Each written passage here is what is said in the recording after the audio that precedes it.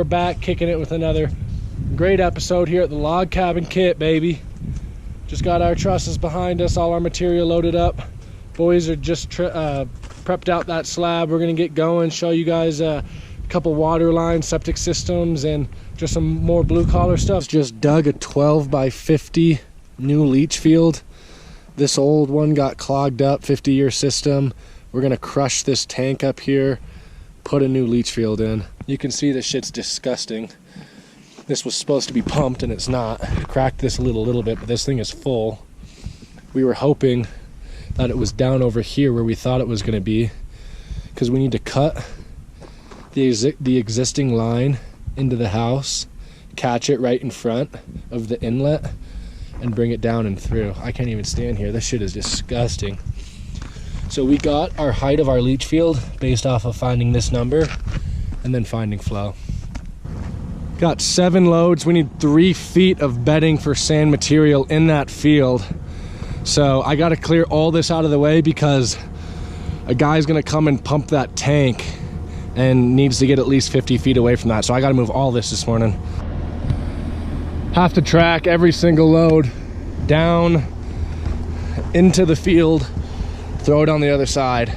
Eventually I'll dig my way out and clean this side up. Backfill will be a different story, but we'll figure that part out too.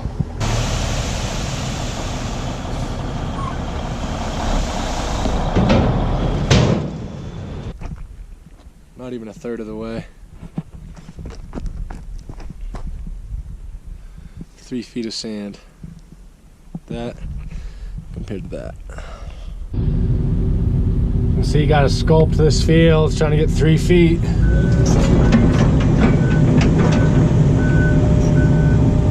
We'll build this field, assemble it. 4 rows of 12 chambers. And then we'll bring it, manifold will be right here, up into a 3-foot trench with that poly tank right behind the excavator. I don't know, I'm just absolutely amazed by some of the work we come across. This is obviously a 50-year-old system. You can see it doesn't even have risers on it. It just had a slab, and they buried their clean out in about 3 feet of concrete. This is all concrete with plastic. They just poured their concrete around their plastic, and it's supposed to go into the house right about there. I don't know how we can demo, cut this line successfully, abandon, fill this, crush this up, abandon this, and then get new line to a new poly from there. I know it all sounds fancy right now, but I'm just thinking that doesn't look that great so far. Leach field's getting there. Messed up somehow when we're 10 feet short on our 1.5 schedule 40. You can see the orifice shield. This has a 1/4 inch drill in it. You'll turn them all upside down, which we aren't gonna do right now. Everything else is flipped upside down so that the gray water can leach down into that orifice shield into the material. I didn't show you guys much today. We hit it super hard. Tried to finish, almost made it. Got our laterals, got the 1.5 inch, and they feed into a 2-inch manifold. And you have a 2-inch manifold. We had to do a 2 to 3 to a 3 to 4 because this is a 2-inch manifold, and then this calls for 4-inch pipe. There's no maximum amount of flow that you can have after the poly because solids stay in that tank, and this is all gray water. It doesn't matter how much flow your gray water is. So we're just gonna build this grade back up because we already know we're much higher, like 3 feet right here, than we are there. So we know we got to flow. We just got to bed it, make the fitting right, get some of these big rocks out of the way. Got these sprinkler valves on the back side of our leach field. You can see it's going to be like a 5% slope. Still got to put observation points on the end. You guys saw that old piece of shit clean out that had a block of concrete all around it. We were able to get past it safely, cut into that 35, put a coupler on it into schedule 40. New clean out that's got to be closest to 10 feet away from the house. So the solids or all the waste will leave the house, go into this first tank, there's a baffle, or what we call just a leg straight down. So the poop will hit the baffle, go straight into this first tank. And when this tank gets full of gray water, all the solids will stay in here. The gray water will go into the second tank, get stored in the second tank. Once the second tank gets full, it will start dosing into this tank, the dosing tank, which has a pump on the end, that once this gets high enough and triggered, the water will then leave here into the field. Everything's dosed and measured consistently so they don't get too much saturation. This was an old septic tank. They got a 3-bedroom house, and they were having a lot of guests over. More people were using the restroom than what was designed or engineered for the house, and that's why their field got too saturated in the first place, which is why we're here. So usually these are concrete septic tanks. Everyone's been so busy this summer that our manufacturer who makes those is like 3 months behind. These poly tanks are getting really popular. They're more feasible, and they're damn near just as good. So did all this pipe fitting this morning. 2 to 3, 3 to 4. Can't have any 90 degrees, so you do 45, 45. It was hard getting my angle right. Need one last 22 to tie this in because the 45 was too steep of an angle. It's Saturday, all the plumbing stores are closed. 7 a.m. have a 22. Boom, tie that right into that. Money for this guy, for this 22 into the manifold. Everything's got crazy amount of flow. Put the tooth on that excavator. Everything's passed, inspected here. We'll start closing this place up. Finally 100% done and backfilled on our leach field. Took the driveway out here, put it in over there. All the poly tanks backfilled. That clean out. Log cabin kit time, baby. Start building.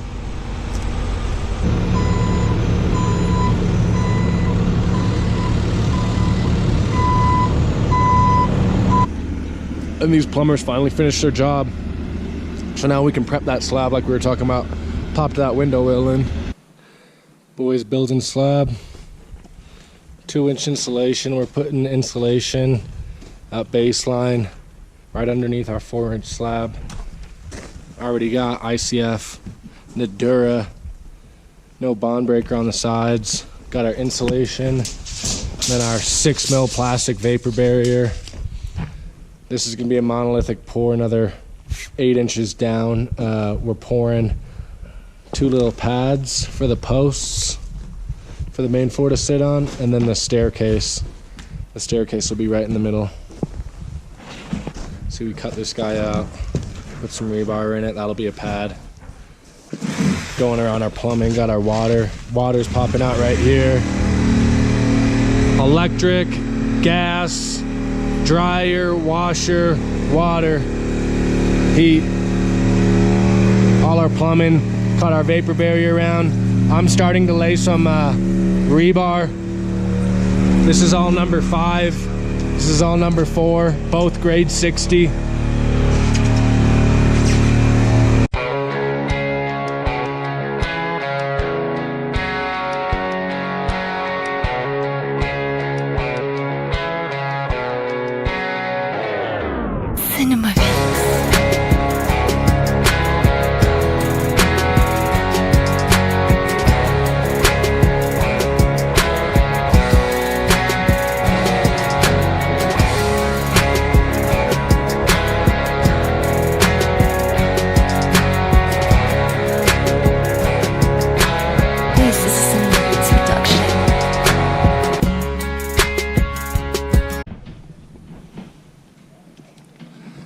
One little pad, staircase in the middle, second little pad.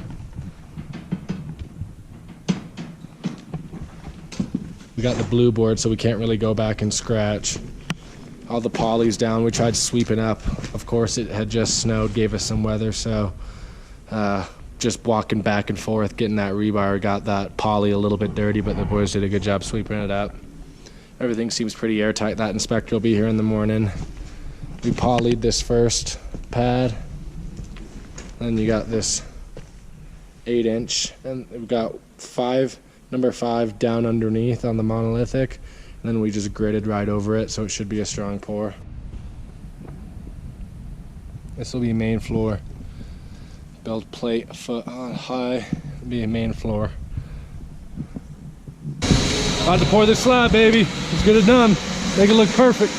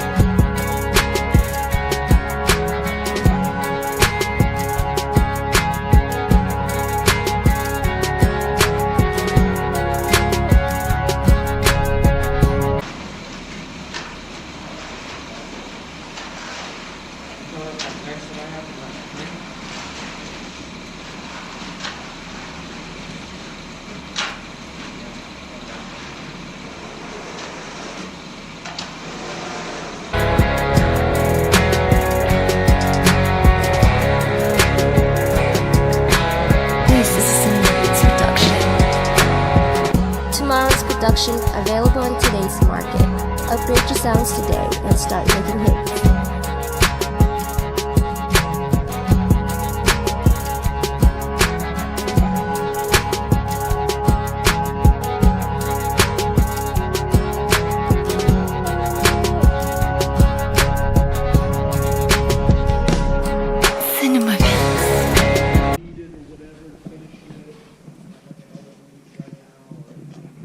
For now, eventually,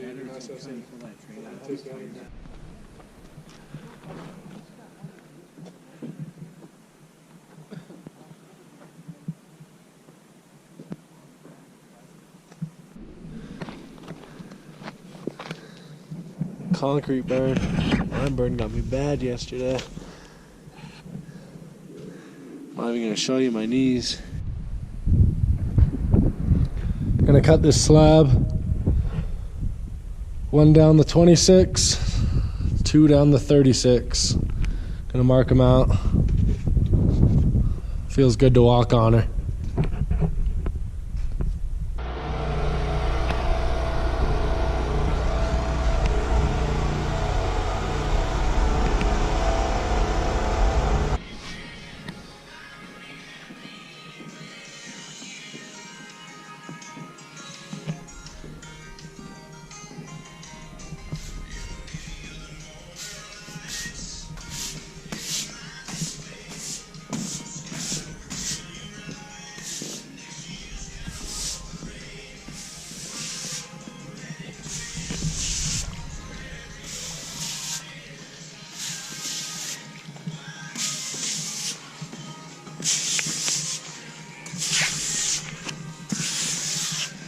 If you haven't already, don't forget to like and subscribe to the video. Putting in a lot of content, trying to get a lot of creativity going for you guys, but it's hard with all these projects, etc., etc. Love to do what we love to do. So that's it for me. I'm gonna go home, kick these dirty boots off, bring this trailer, park it, clean up the truck, get ready for another day. Thanks for following the Ballad of B. Moeller. See you guys next time.